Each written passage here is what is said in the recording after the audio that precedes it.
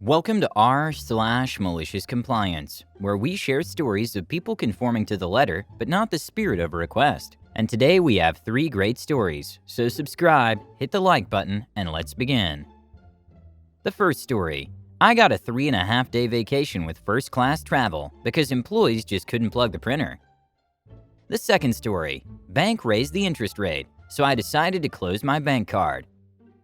The third story. Company forbade us to drink alcohol, although there was no such policy, so we left work earlier. On to the first story. All expenses paid vacation? Sure thing. Ages ago, I was the senior developer for a company that revitalized other companies. Think of it as a sort of mini Shark Tank. We would find small businesses that had a great idea but were struggling, and we'd help them achieve their goals in exchange for a cut.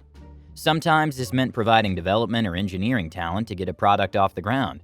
Sometimes it meant providing literal capital. Sometimes it meant providing staffing services.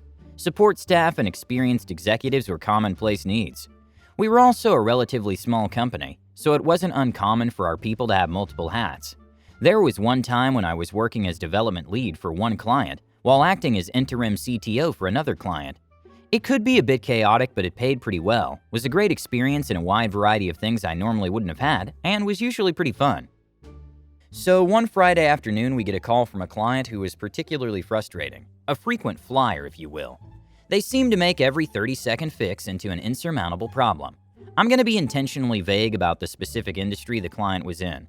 It's a tiny industry. Anyone in their industry would be able to identify them from the industry and city. This particular call came in early in the afternoon. They recently moved things around, and now none of their printers work. Obviously, it's mission critical. We do some remote troubleshooting, but can't even get a flicker of life from the device. We spend an hour or so trying to work through what happened before discovering that there's a really good reason it won't work. The cable didn't reach where they moved it to, so it wasn't actually plugged in. Well, that's about as stereotypical as an IT problem can get, right? Just plug it in and you'll be good to go.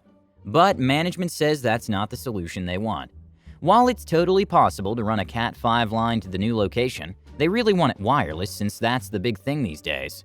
Okay, that's easy too. Most of our comparably sized clients had switched to wireless networking for parts of their offices, so we already had the right procedures in place, deployment scripts, setup, etc. All they had to do was plug in the device, which could be very easily acquired at any electronics store, and we could remotely handle everything else in a matter of minutes. But nope, management dictates that we absolutely have to have a person on site in the morning to set it up for them.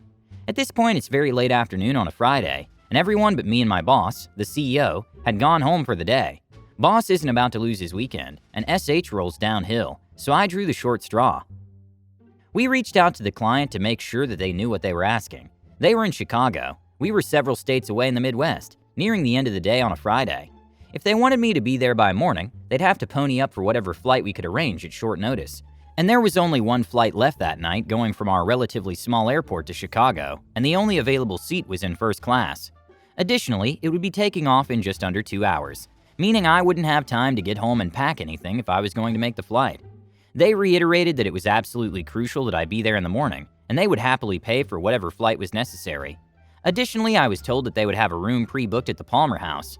They regularly used a room there for VIPs and such, and I could charge whatever I needed to the room. Further, they said that if I ended up needing to stay longer than the day, they'd reimburse me for any clothing or essentials I had to purchase, since it was so incredibly last minute. Okay, I can live with that. I get to the airport 10 minutes before boarding, making it through the vacant airport, past the TSA checkpoint, and to my gate as they're closing the door. Literally the last person on the last flight of the day.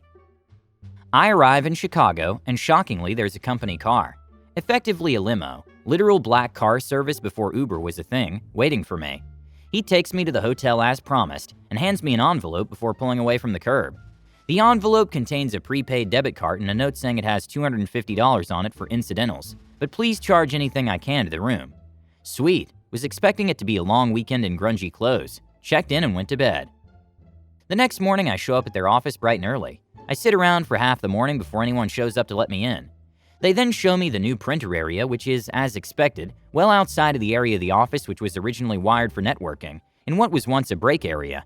I go, yep, that's not going to work with your old wired hub. Run across the street, literally door to door was one street apart, to the closest electronics store. pick up their shiny new wireless router, run back to their office, plug it in, then get on the closest computer, run through the 30-second setup, run the scripts that updates the configs for their quirky, antiquated software so it picks up the new printer in the office, and tell the owner that it's all set up. He gets this sort of confused look on his face and says, "Already?" I respond by pointing out that we did tell them in advance that we could do it remotely if they were willing to actually plug the device in for us, and he finally realizes how silly the call-out was. But now he feels obligated to save face. I'm instructed that I'm to remain in Chicago until the close of business Monday to ensure there are no issues with the new hardware under actual use.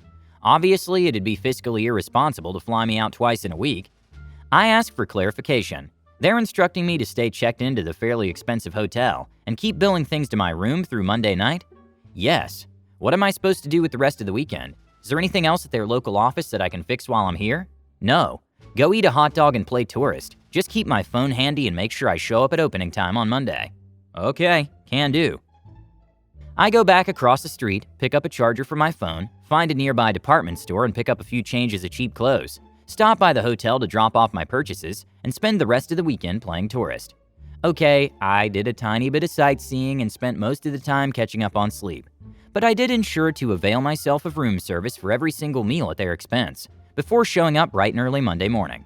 I sat in their office for the majority of the workday before the owner came and found me to give me the travel details for my return flight. He even suggested that I'd done a great job. Really, I didn't do anything but plug a device in, and should get a drink before heading to the airport and bill it to the room. As suggested, I went back to the hotel, packed my stuff in my laptop bag, stopped in the bar for a drink — who knew hotels had $100+ drinks — and headed to the airport. All told, they shelled out about $1,000 just for the room, probably 2/3 of that in room service fees, several hundred in transportation to and from the airport, not to mention the flights, because they didn't want to walk across the street, pick up the easily obtainable piece of hardware and plug it in. I got a 3.5-day vacation with first-class travel, one way anyway, halfway across the country for doing just that. The reality is that cases like this are the exception, not the rule. Usually our job is thankless, and our clients are at best ignorant idiots. But sometimes things go our way. It was one of my better working vacations for sure. The next story is, so you'll close my account if I don't agree to pay higher interest rates? Okay. So this was back during the 2008 government mortgage crisis. Had great credit, a great job, and multiple credit cards I used to manage the different properties I owned. A personal card, gas cards, etc. So one day I get a letter from a credit card company that rhymes with Apple Bank, saying that they unilaterally were raising my rates from 13.99% annually to 27% annually. If I wanted to keep my card, something many people during the crisis needed to do to survive, I had to agree to the new rate. Otherwise, they would close my account. I would not be able to make any more changes on the card, and I would have to continue making monthly payments at my current interest rate until the card was paid off. Of course, I had done nothing wrong credit-wise to deserve this treatment from my credit card company, almost doubling of my interest rate, so I called their service line. After being on hold for over 2 hours, I finally got to speak to a CSR. After not getting anywhere with her, I had to hold for another 30 minutes to talk to her supervisor. I was basically told very rudely that I could either accept the new rate or choose to close my account. Those were my only two options. Incensed, I said fine, close it, and they did. What they didn't know was that a week prior I had transferred all the balances from my other cards, over $22,000 to their card, without paying a transfer fee and at a promotional rate of 1.9% for 1 year. But because of the law at the time, they could only charge me at a rate of 1.9% until the loan was paid. Here's the malicious compliance part. So here I am 13 years later paying the absolute minimum payment I'm required to make each month, never missing a payment and never paying late. Otherwise, their default rate of 27% would kick in. Since the inflation rate during these years has been well over the 1.9% interest I pay, it's like free money. I paid off every other creditor I had with the money I saved, and don't even use credit cards anymore, as I've been able to save enough to live on a cash-only basis. They've tried multiple times to get me to reactivate the card or to transfer the balance to another super-duper account with lots of benefits for me, like paying a much higher interest rate, without success. The only thing I lament is that all good things must come to an end, as my balance is now down to $1,000 or less, but at least it will last another couple of years. P.S. young folks, I lucked out. I would have been up a creek otherwise. If you don't have credit card debt now, avoid it like the plague. It's okay to get a card. You need it for many things in today's world. Just pay it off every month. Update. How is it free money? A lot of comments about me still paying interest to Apple Bank. Correct, I do. But this is how it plays out. Instead of sending them a $1,000 payment, for example, to avoid $19 in interest in a year, what I do is invest those same $1,000 where I can get a much higher return, say 9.9%. At the end of the year, I have $99 I've earned. I take $19 to pay the interest I owe Apple Bank and keep $80 for myself. Now multiply that times 22,000 in 13 years. Yes, I oversimplified for illustration purposes. I still have to pay some of the principal off, pay taxes, etc. Yes, I have consistently had a return of above 10% of my investments, so the model holds. Inflation is not well above 1.9%. If you're a Keynesian, probably not, but inflation is not a rise in prices, it's a shift in the demand and supply of money, which ultimately shows up in consumer goods. This is where folks first see inflation and make the association that a rise in prices is inflation, but it's not. In addition, most media report on the CPI as if it were a measure of inflation, so folks accept those claims at face value and further believe a rise in prices is inflation. The CPI calculation is secret, manipulated, and has changed over 20 times in the past. Why? Most entitlements are CPI-based, so a rise in CPI means higher costs for governments, so they try to keep this measure low. Ask anyone that depends on entitlements if their annual CPI adjustments keep up with their expenses. I don't care if Apple Bank knows I exist or not, or cares or not. I care and I'm having fun with this. I don't know what law made them keep the 1.9%. Maybe some enlightened Redditor has the answer. I found out about them freezing the rate in the confirmation letter they sent me. They mentioned a law somewhere, but don't remember what it was. Consumer protection, maybe? The last story is, no alcohol policy plus lenient work from home policy led to interesting solutions. Roughly 2 years before the pandemic, I worked for a company with a fairly lenient alcohol policy. In fact, at some company events, even on company property, they served alcohol. It was not uncommon for executives and managers to have a drink at lunch on a Friday and finish out the day. One day, one of my employees went to lunch on his 21st birthday and had a couple of beers, and I drove him back into work to finish out his shift.